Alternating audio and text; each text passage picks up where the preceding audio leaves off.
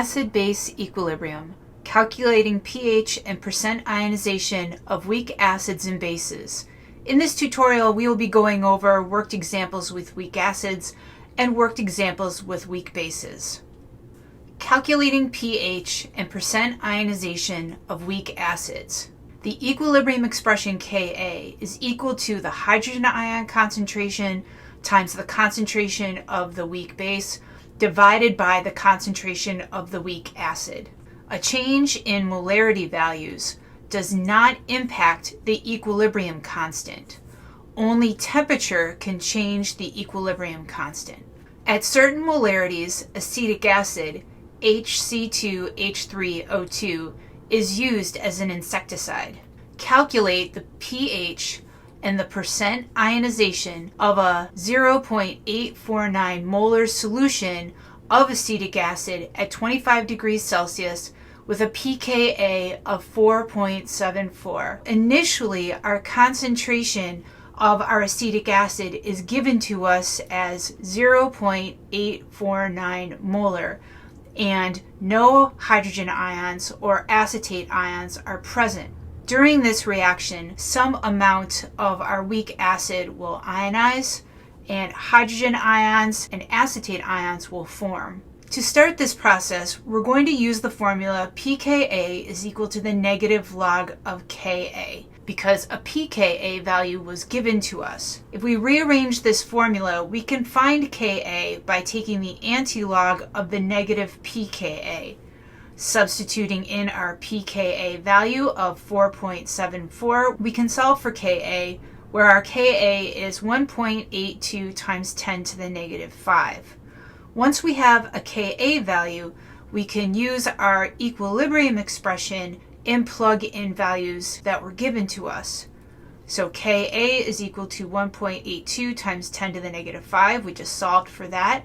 That's going to equal our hydrogen times acetate ion concentration, which is represented as x squared, and our concentration of our weak acid, assuming that x is small. If we multiply these two values together, x squared is equal to 1.55 times 10 to the negative 5. And if we take the square root of this number, x is equal to our hydrogen ion concentration, which is 0.00394 molar. Once we have this molarity, we can use the formula pH is equal to the negative log of our hydrogen ion concentration and substitute in for that variable. If we do, we find pH is equal to the negative log of 0.00394 molar. And taking the negative log of that number, our pH is 2.40. So that's the first part of this problem, is calculating the pH. The second part of the problem is finding the percent ionization of this concentration of acetic acid. So to do that, we're going to take the percent ionization formula, which is the concentration of hydrogen ions divided by the concentration of the weak acid times 100. If we substitute in the values, we'll have 0.00394 molar, which we solved for originally, divided by the concentration of our weak acid, which is 0.849 molar times 100. Doing that calculation, we find the percent ionization to be 0.464%, which basically confirms that x is small and that our calculations are valid. Let's do another example. An insecticide company wants to explore the effectiveness of acetic acid, HC2H3O2, as an insecticide at lower concentrations now. Calculate the pH and the percent ionization of a 0.0849 molar solution of acetic acid at 25 degrees Celsius. The pKa is still the same at 4.74, which we saw on the previous slide.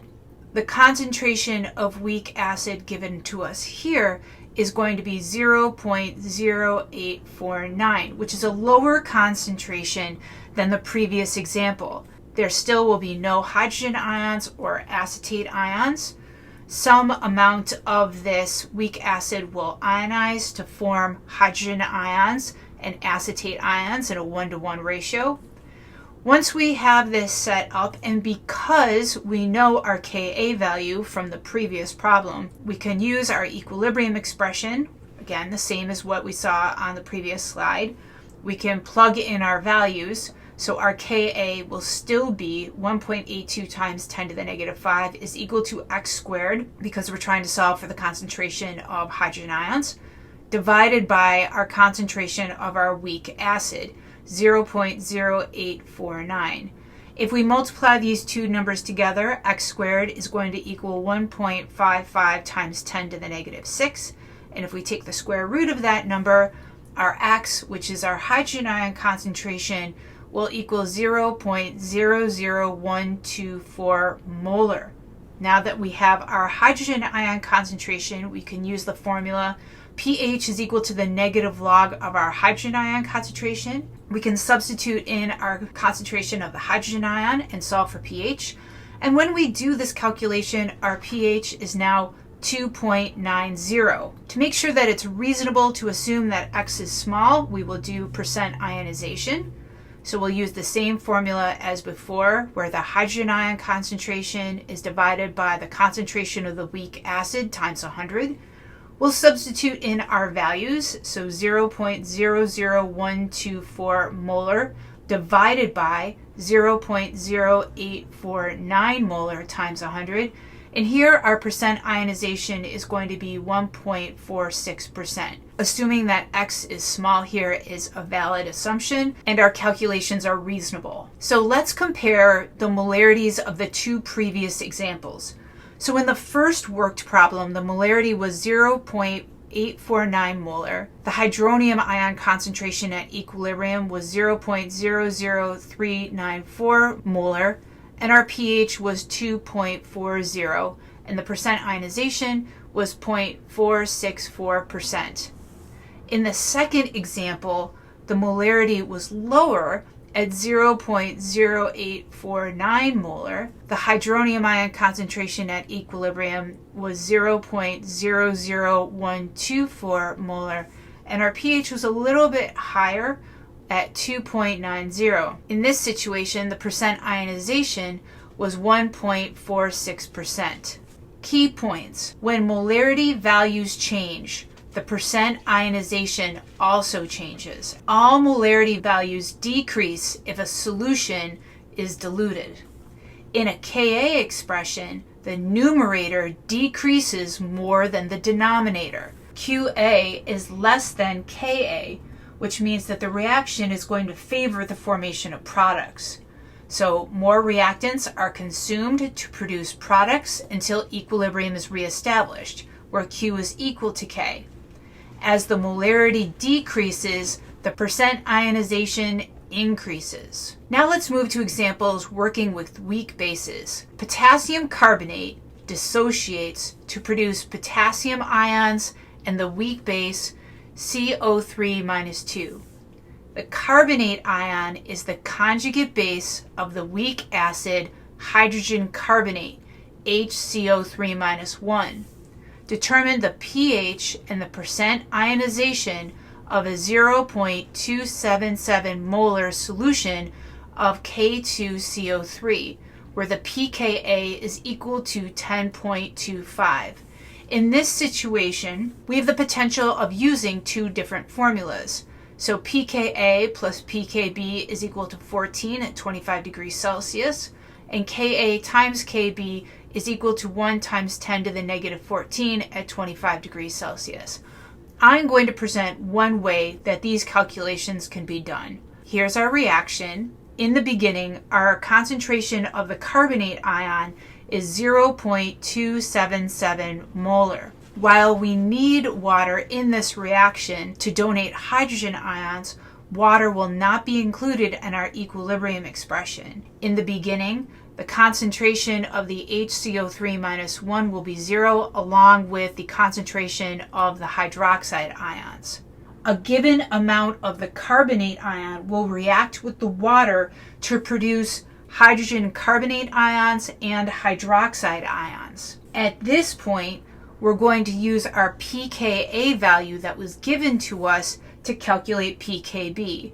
So we can use the formula pKa plus pKb is equal to 14. By substituting in our value for pKa, we can solve for pKb.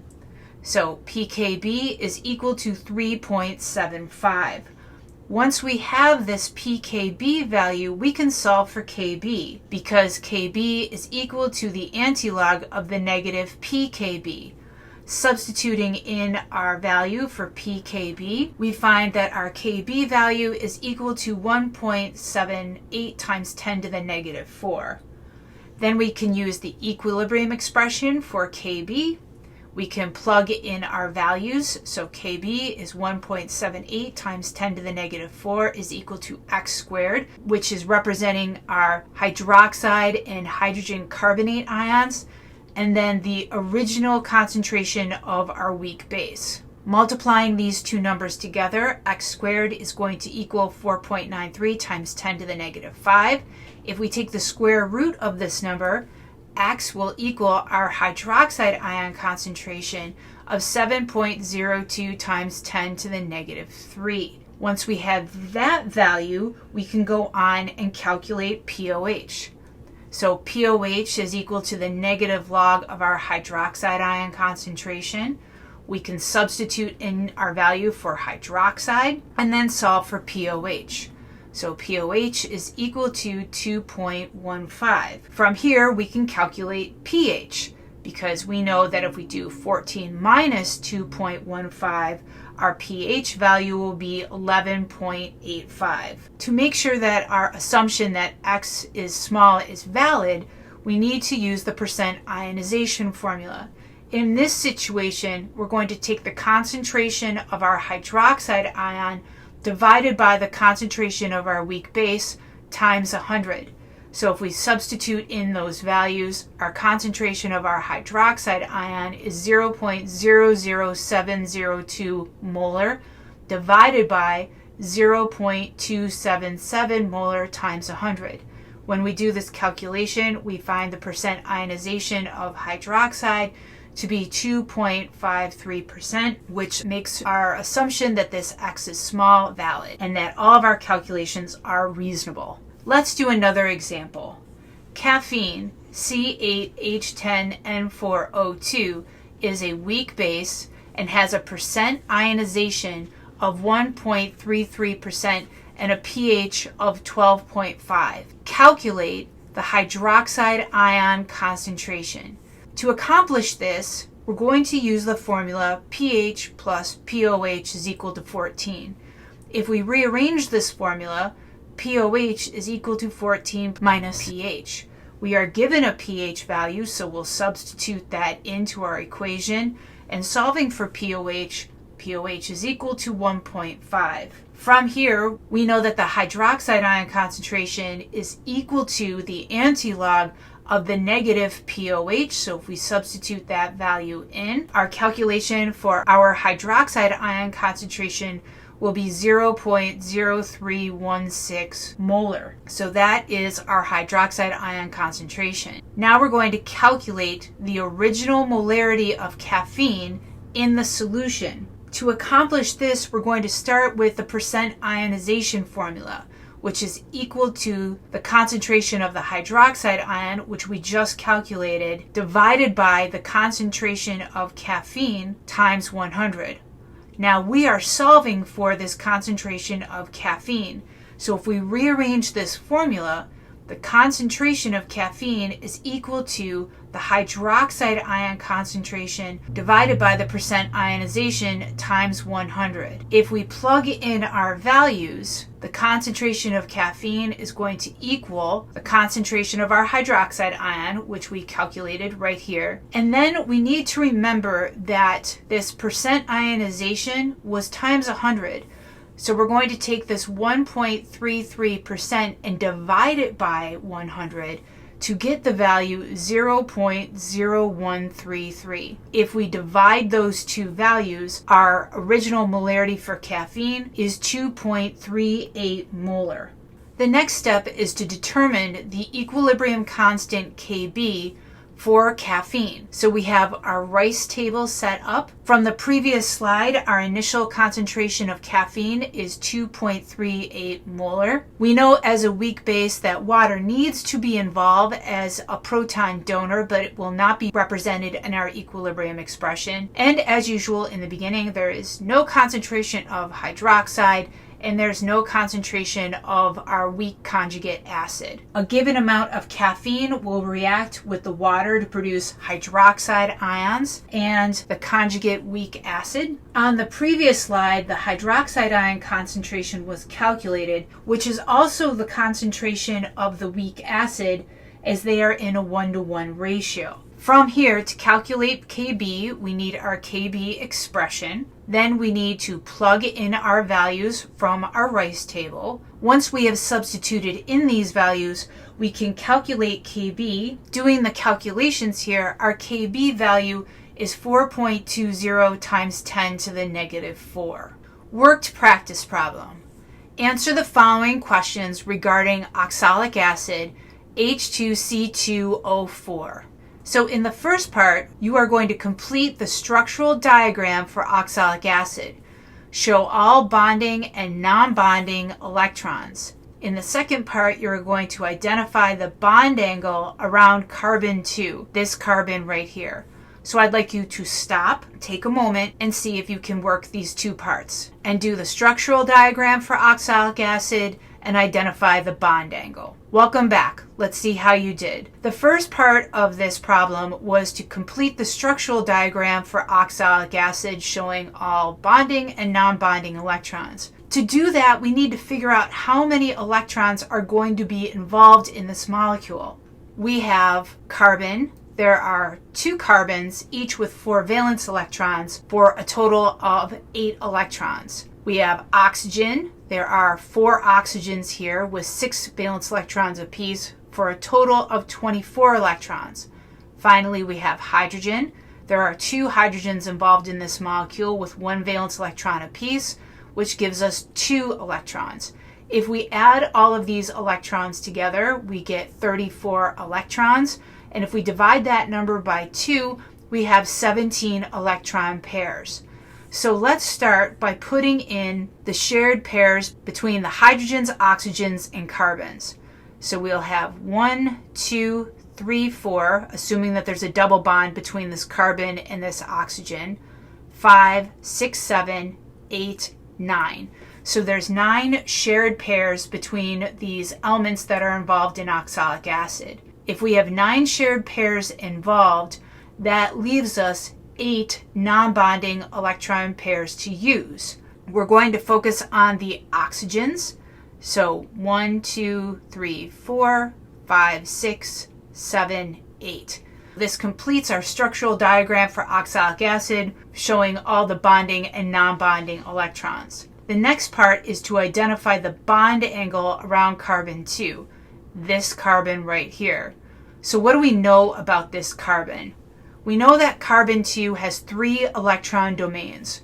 1, 2, 3. With 3 electron domains, that means the hybridization is going to be sp2.